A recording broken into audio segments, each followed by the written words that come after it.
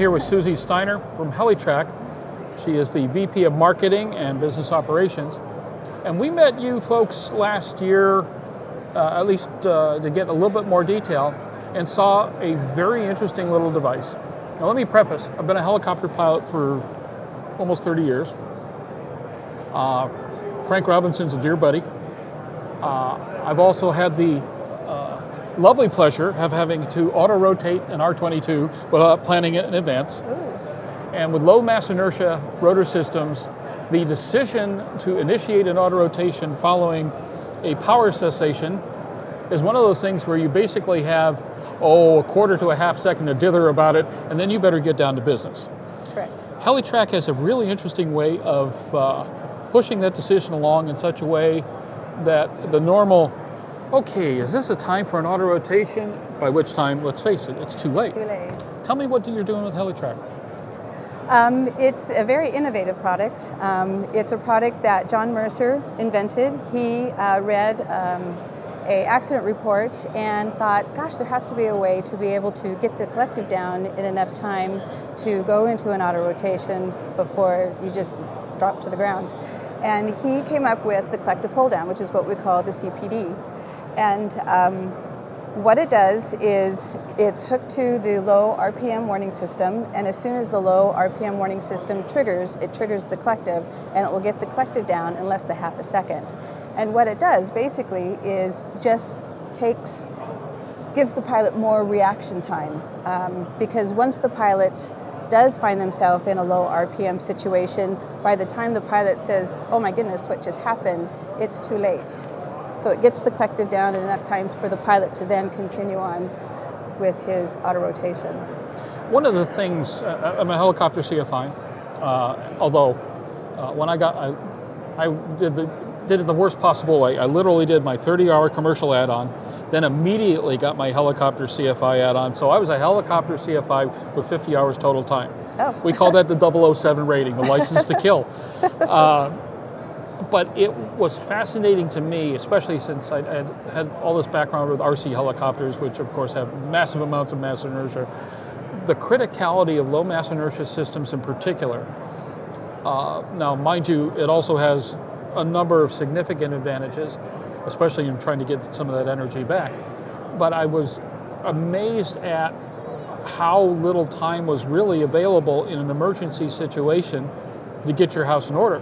Because the minute you've got a low rotor warning on an R-22, you're already in trouble. Right. And don't get me wrong, I love the R-22 to death, and it's an amazing system, and I've owned several of the helicopters. I love them. They're just amazing little flying machines that outperform everything in its class. But this is one of those little things that you need to keep an eye out for. I would never have thought that there was a practical, certifiable way to guard against the guy or gal who's going, well, what's that? Oh, low rotor. At which point, of course, once again, too late. What's the methodology behind this? And more important, how did you get the FAA to sign off? Well, we're still working on that. Yeah. We have all the paperwork into the FAA. Mm-hmm. We're just waiting for a test pilot to do the final. They were really kind of perplexed at first. They weren't really sure what standards to certify it with. Oh, I can imagine. Because there isn't any standards. It's an innovative product that just doesn't exist anywhere else. Well, in this class of helicopter, there isn't anything like it. Correct.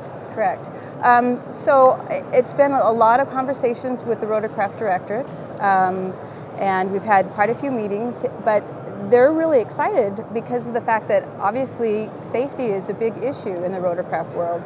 You know, I'm a member of the United States helicopter safety team, and as you know, in the last 10 years, they've been working really hard on trying to get accidents basically to go to zero. And this is a product that's really important to do that. And we feel very much that this is a product that needs to be on all rotorcraft, not just low inertia.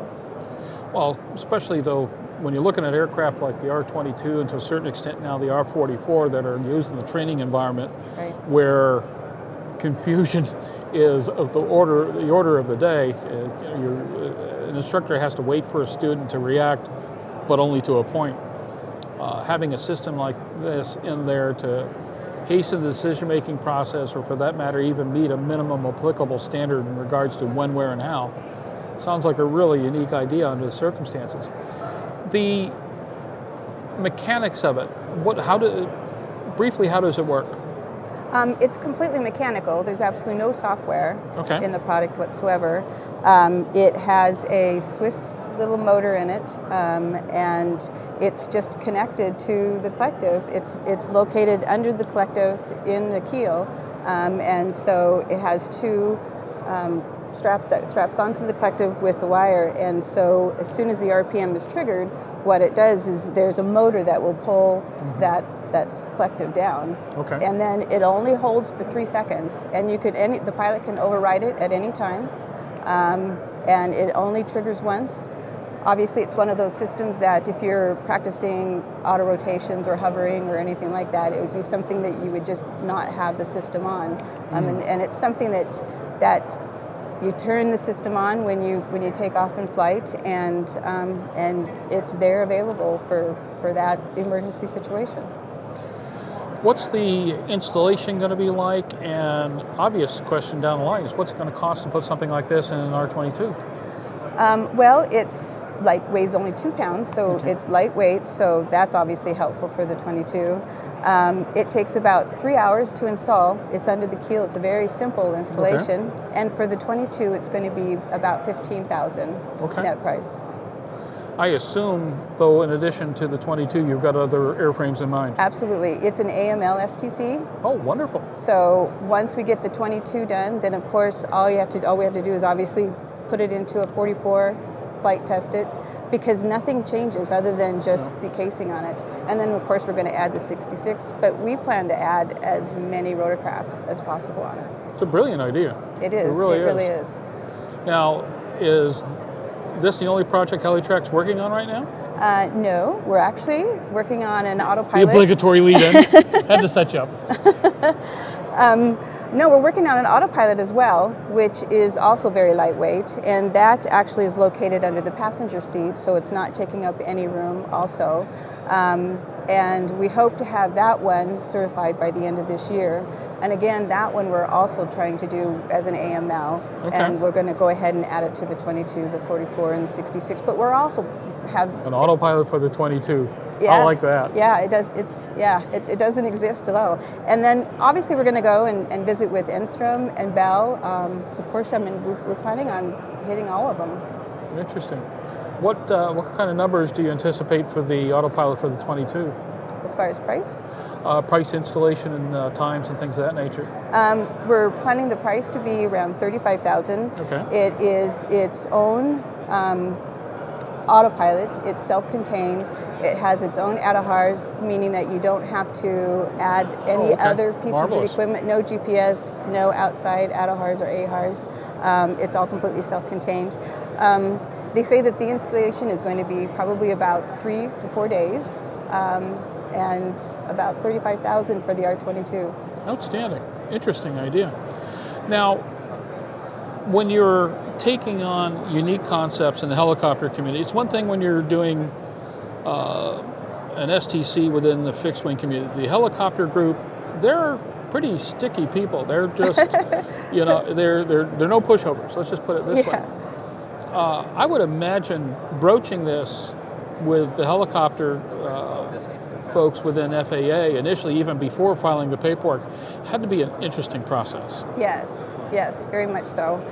We actually started with the autopilot first, and then when John came up with the idea of the collective pull down, I believe we were at an HAI and we were sharing the idea with several individuals, and that particular individual thought that's a great idea. So we pretty much moved to get the collective done because there is no software.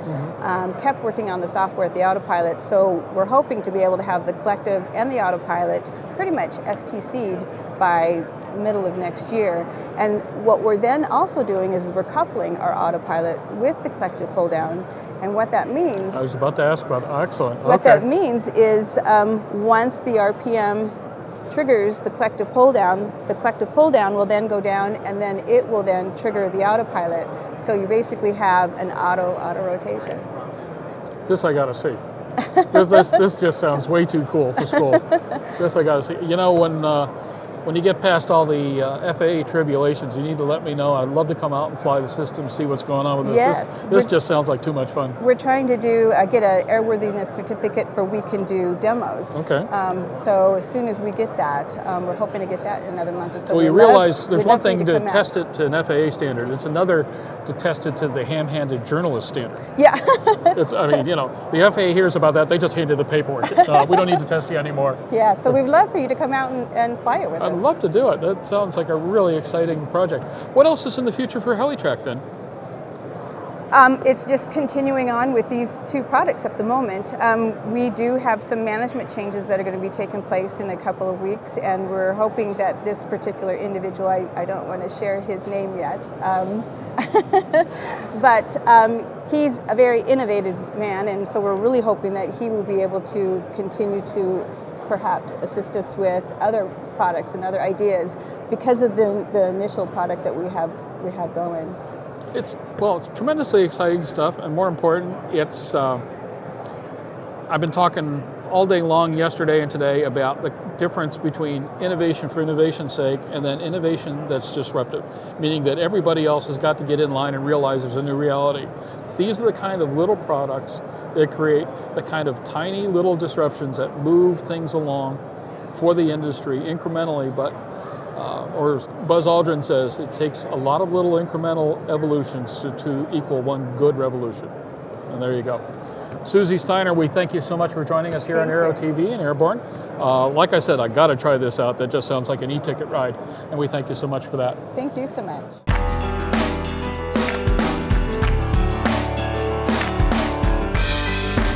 Aero-News Network's coverage of the 59th Annual AEA International Convention and Trade Show, live from Orlando, Florida, is brought to you in part by the following sponsors. Imagine avionics. Avionics that make your life simpler rather than more complicated. Imagine that when things go wrong, your avionics not only detects bad information, but corrects it automatically.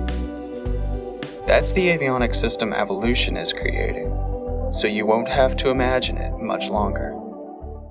Redbird Flight Simulations is dedicated to revolutionizing flight training by designing, manufacturing, and delivering affordable and innovative flight training technologies. Each Redbird device is designed to enhance the training experience for pilots of all levels, from student to ATP. Redbird is quickly becoming the industry standard for flight training. Since Redbird introduced its revolutionary FMX in 2007, colleges, universities, and flight training operations around the world have integrated Redbird products into their curriculum.